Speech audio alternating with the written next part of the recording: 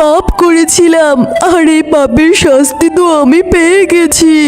আজ আমি আমার একমাত্র মেয়ে বেলিকে হারিয়ে ফেলেছি। রূপনগর নামে এক ছোট্ট গ্রামে শেফালি তার মেয়ে টয়াকে নিয়ে বসবাস করত।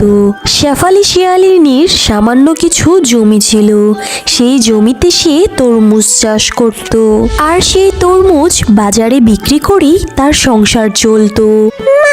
ও মা, তুমি এখনো রান্না করছো? তরমুজ বিক্রি করতে যাবে না মা? হ্যাঁ রে মা, যাবো তো। তোর জন্য রান্না করছি। তুই যে ভালো মন্দ খেতে খুব পছন্দ করিস, তাই ভাবলাম আজ তোর জন্য কিছু রান্না করি। এমনিতে তো সময় পাই না, হাত মুখ ধুয়ে আয় তো, খাবার খাবি।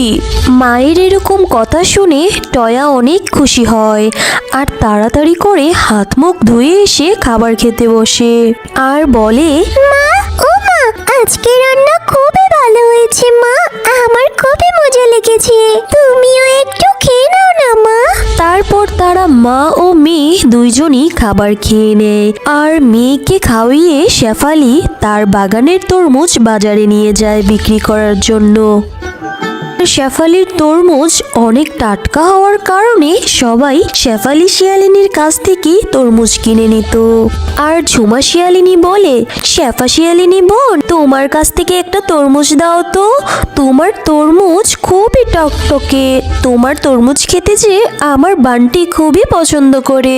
এই কথা বলে ঝুমা শিয়ালিনী তরমুজ কিনে বাড়ি চলে যায়, আর শেফা শিয়ালিনীও সব তরমুজ বিক্রি শেষে বাড়ি চলে যায়। এভাবেই শেফা শিয়ালিনী রোজ রোজ তার বাগানে চাষ করা তরমুজ বিক্রি করত, আর তরমুজ বিক্রি করে যে টাকা পেত, ওই টাকা দিয়ে তারা মা ও মেয়ে খুব সুখে শান্তিতে দিন কাটাতো। শেফা শিয়ালিনীর বাড়ির পাশেই বাসা ছিল এক বাঘিনীর। বাঘিনী ছিল খুবই লোভী এবং অহংকারী প্রকৃতির। শেফা শিয়ালিনীর মতো বাঘিনীও তরমুজ চাষ করত, কিন্তু বাঘিনীর তরমুজ কেউই কিনে নিত না। আর তাই শেফা শিয়ালিনী যখন তরমুজ বিক্রি করত, তখন বাঘিনীর মনে অনেক হিংসে হতো। একদিন বাঘিনী বাসায় ভাবতে থাকে, এই শেফা শিয়ালিনীর তরমুজগুলো সবাই কিনে নেয়, আর আমার তরমুজগুলো দেখো কেউই কিনে নেয় না। তাই রোজ রোজ আমার তরমুজগুলো বিক্রি না হওয়ার কারণে পচে যাচ্ছে। না না, এভাবে রোজ রোজ তরমুজগুলো আর পচতে দেওয়া যাবে না। আমাকে একটা ব্যবস্থা ঠিক করতে হবে, যাতে করে আমার তরমুজগুলো আর পচে না যায়, আর তরমুজগুলো যেন অনেক সতেজ হয়। হ্যাঁ, পেয়েছি একটা উপায়। এরপর বাঘিনী ওষুধের দোকানে যায়, আর ওষুধের দোকান থেকে তরমুজ বড় করার জন্য ওষুধ কিনে নিয়ে আসে, আর মনে মনে বলে, এই তো এনেছি ওষুধ, এবার এগুলো সঠিকভাবে ব্যবহার করতে পারলে আমার কাজ হয়ে যাবে। তবে আমাকে এই কাজটা এমনভাবে করতে হবে যাতে করে কেউ এটা না বুঝতে পারে। এরপর বাঘিনী রাতের আধারে তার তরমুজ বাগানে যায়। প্রত্যেকটি তরমুজে তরমুজ বড় হওয়ার ইঞ্জেকশন দেয়।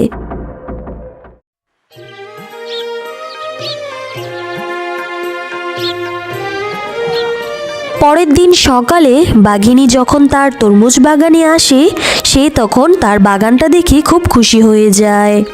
আরে বাহ, আমার তরমুজগুলো তো অনেক বড় হয়ে গিয়েছে, আর দেখতেও অনেকটা সতেজ লাগছে। এবার তবে আমার তরমুজগুলো আর পচে যাবে না। যাই, এবার তবে আমি এগুলো বাজারে বিক্রি করতে যাই, আর সবার নজর থাকবে আমার এই বড় বড় সতেজ তরমুজের উপর। এই কথা বলে বাঘিনী তরমুজগুলো বাজারে নিয়ে যায়, আর বাঘিনীর তরমুজগুলো দেখে সবাই অনেক অবাক হয়ে যায়। আরে আরে বাঘিনী ভাবি, তোমার তরমুজগুলো এত সতেজ আর এত বড় হলো কিভাবে? দাও তো দাও, আমাকে দুটো তরমুজ দাও। এভাবে সবাই বাঘিনীর কাছ থেকে তরমুজ কিনতে থাকে।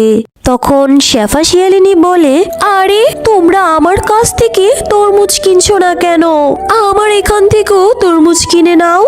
না শেফালি ভাবি, আপনার কাছ থেকে আমরা আর তরমুজ কিনে নেব না।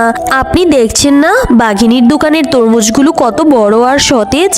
এখন থেকে আমরা সবাই বাঘিনী ভাবির দোকান থেকেই তরমুজ কিনে নেব। এরপর থেকেই সকলে বাঘিনীর কাছ থেকে তরমুজ কিনতে থাকে। আর শেফালি শিয়ালিনী দোকানের তরমুজ রোজ রোজ পচে যেত। এতে করে শেফালি শিয়ালিনী মনে খুব কষ্ট পেত। একদিন শেফালি শিয়ালিনী খুব চিন্তা করছিল, আর তখনই তার মেয়ে টয়া এসে বলে, মা, ও মা, তুমি কি কিছু নিয়ে চিন্তা করছো? আর মা, আমাদের বাগানের তরমুজ তো এখন বিক্রি হয় না। আর মা, বাঘিনী কাকি তার বাগানে কি এমন দেয় যে তার বাগানের তরমুজগুলো এত বড় হয়? আমিও তো সেটাই ভাবছি রে মা। আমিও তো আমার বাগানে তরমুজের সার দিই, কিন্তু তারপরেও তো আমার তরমুজ এত বড় হয় না। তার মানে কি বাঘিনী ভাবি কোনো অসৎ পথ অবলম্বন করছে? আমারও তো তাই মনে হয় মা। তাই এখন থেকে আমাদেরকে বাঘিনী কাকির দিকে নজর রাখতে হবে। তুই ঠিকই বলেছিস রে মা। এরপর থেকে শেফা শিয়ালিনী বাঘিনীর দিকে নজর রাখতে শুরু করে।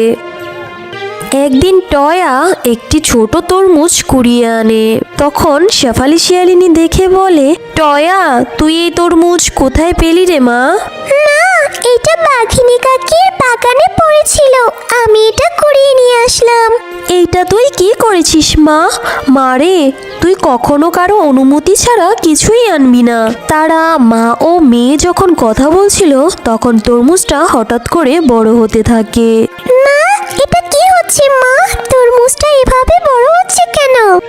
মারে, আমার কাছে যে সবটা পরিষ্কার হয়ে গিয়েছে। বাঘিনী ভাবি নিশ্চয়ই তার তরমুজে কোনো না কোনো ঔষধ দিত, তাই তার তরমুজ এত বড় হতো আর সতেজও থাকতো। কিন্তু এই তরমুজ খেলে তো সবাই অনেক অসুস্থ হয়ে যেতে পারে, এমনকি মৃত্যু পর্যন্ত হতে পারে। না, এই বাঘিনী ভাবিকে এখনই থামাতে হবে। কিন্তু মা, আমাদের কাছে তো কোনো প্রমাণ নেই। জানি না রে মা, তবে যে কোনো উপায়ই হোক বাঘিনী ভাবিকে এখনই থামাতে হবে।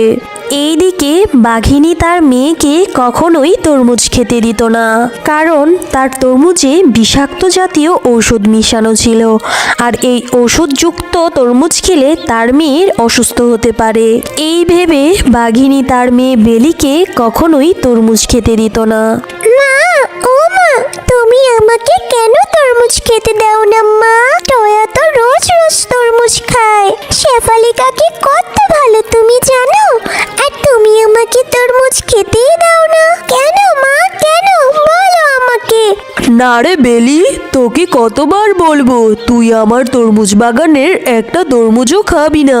এই কথা বলে বাঘিনী তরমুজ নিয়ে যায় বাজারে বিক্রি করার জন্য। আর বাঘিনীর তরমুজ খেয়ে শিয়ালের ছানারা অনেক অসুস্থ হতে থাকে। এইদিকে বাঘিনী বাজারে যাওয়ার পর তার মেয়ে বেলি অনেকখানি তরমুজ খেয়ে ফেলে, আর তরমুজ খেয়ে বেলি অনেক অসুস্থ হয়ে যায়। আর বাঘিনী বাড়ি ফিরে মেয়ের এরকম অবস্থা দেখে তো অনেক ভয় পেয়ে যায়। মা বেলি, তোর এই অবস্থা কি করে হলো রে মা? মা, মা বেলি, তুই কি আমার কথা শুনতে পারছিস? মা বেলি। মা, আমি তো একটুখানি তরমুজ খেয়েছিলাম মা, কিন্তু তোমার এই তরমুজ খাওয়ার পর আমার এরকম কেন লাগছে মা? আমার গলা তো পুড়ে যাচ্ছে মা, বাঁচাও আমাকে, বাঁচাও মা।